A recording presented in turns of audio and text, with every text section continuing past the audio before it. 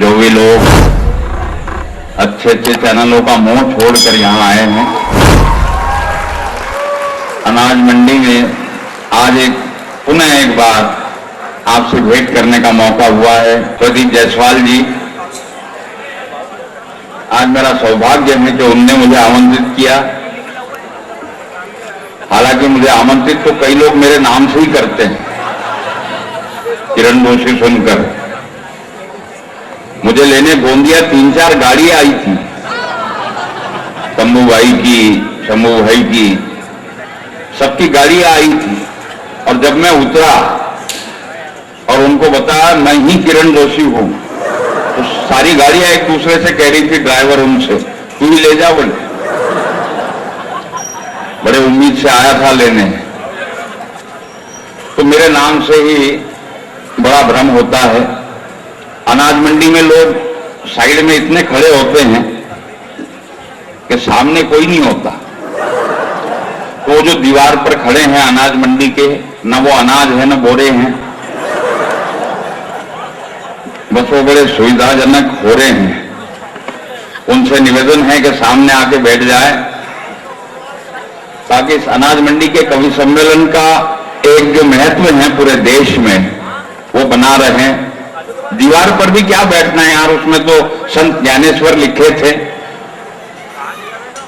और बैठे थे, उनने दीवार भी चलाई थी। लेकिन अब अपने में वो शक्ति तो है नहीं कि दीवार को चलाएंगे हम, यहां आके बैठ जाए सामने। और मैं चाहता हूं, समय काफी हो गया है, इस कवि सम्मेलन को सीधे सीधे शुरू कर दूं और आप तक जोड़ दूं, क्योंकि ये कंप्यूटर का जमाना है।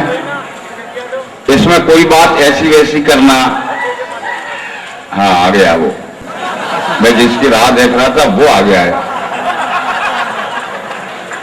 इस आवाज को सुनने के लिए कितने दिनों से तरस रहा था। शांति के माहौल में ऐसी आवाजें आजकल सुनने को मिलती है। ये युवा पीढ़ी है। मैं उसको बधाई देता हूं। नेशनल साइकिल स्टोर चलता रहे, कम से कम इस एक आदमी ने साइकिल का बोर्ड तो लगाया, वरना आज महेंद्र सिंह धोनी आता है, हीरो होंडा को आगे करता है, सचिन तेंदुलकर आता है, कपिल देव आता है, कैडबरी को आगे करता है। लेकिन यही वारासिवनी के मंच का महत्व है, जो कम से कम एक साइकिल का बोर्ड तो लगाता है। पुरानी चीजों को भूलता नहीं है वो आदमी। यही वो अनाज मंडी है जहां प्रमोद खंडेलवाल जी जानते हैं, हमारे ताम्रपाल जी जानते हैं कि एक कवि सम्मेलन करने में कितनी मुसीबत होती है, जिसको वो जानते हैं। आज मैं उसको राखी सावंत कभी उसको माना ही नहीं मैंने, वो झांकी सावंत है। जो हमेशा दिखते रहती हो वो झांकी। आइए 4 पंक्तियों के साथ इस कवि सम्मेलन का जो संयोजन किया है, बहुत बढ़िया टीम जुटाई है। और जो खड़े लोग हैं उनसे फिर निवेदन है कि बैठ जाओ। अब तो रावण भी जल गया यार, अब कौन सा काम बचा इस देश में। हालांकि वो अगले दशहरे में फिर से पैदा होगा, क्योंकि अपन उसको ढंग से मार तो अभी नहीं पाए। एक गादी पे 5 लोग, वो तो मुझे वही जीप लगती है जो बालाघाट से गोंदिया आती है, उसमें कितने लोग बैठते हैं। अरे उजड़ा हुआ चमन है, हम बहार बांटते हैं। ये आग का है दरिया, ये आग का है दरिया, जीना भी बहुत मुश्किल। नफरत के दौर में भी हम प्यार बांटते हैं, नफरत के दौर में भी हम प्यार बांटते हैं। आज प्यार बांटने निकले हैं। 10-12 दिन से सारे कवि घर से बाहर हैं। हमारे लिए तो पता नहीं चलता, इन कवियों के लिए दिवाली क्या है, दशहरा क्या है। सारे त्योहार एक हो जाते हैं।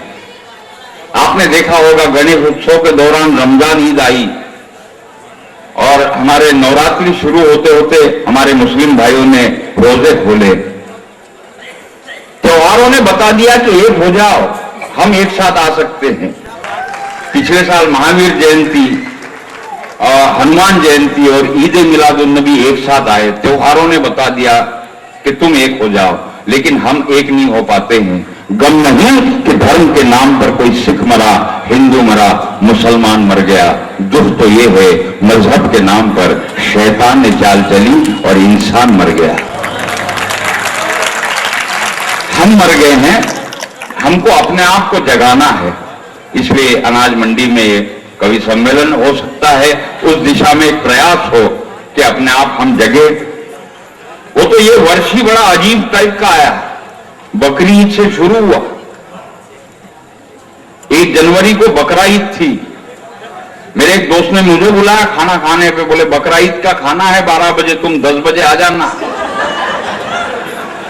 और हमने कहा जब खाना 12 बजे है, मुझे 10 बजे क्यों बुला रहा है?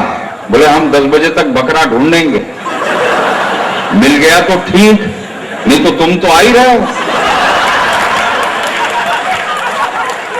तो आज प्रमोद भाई के हाथों में बकरा ही हूं, और मुझसे कहा गया 5-6 बकरे और पकड़ के लाना। हाँ।